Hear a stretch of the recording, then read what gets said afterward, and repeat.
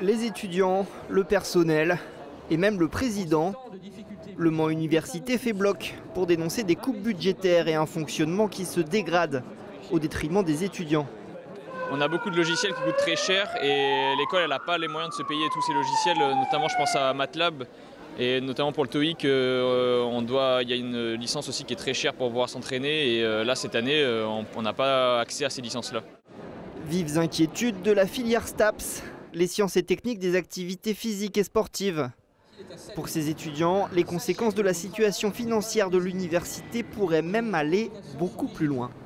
À partir de l'année prochaine, les étudiants en L1 vont plus que diminuer, ils vont passer à 175 plus les redoublants, ce qui veut dire qu'on sera à plus de la moitié des étudiants en STAPS en L1 qui diminuent. Mais ça c'est dans toute la France. Il va aussi y avoir du coup des coupes budgétaires, des TD qui vont être supprimés, un manque de professeurs.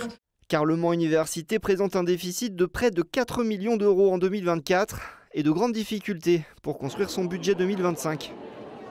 Le président de l'université ne s'en cache pas. Il va falloir faire des économies. C'est effectivement réduction en termes de masse salariale, donc ça veut dire mettre notre activité en adéquation des ressources que l'on a. Donc ajuster, faire effectivement des campagnes d'emploi moins importantes par rapport aux enseignants et aussi au personnel administratif et technique. Et après, par rapport aussi en adéquation au niveau de nos formations, c'est peut-être revoir aussi nos capacités d'accueil, peut-être sur certaines formations. Parce qu'il est vrai que par rapport à, je dirais, encore une fois, nos capacités à former, on va être obligé aussi d'adapter, je dirais, le nombre d'étudiants.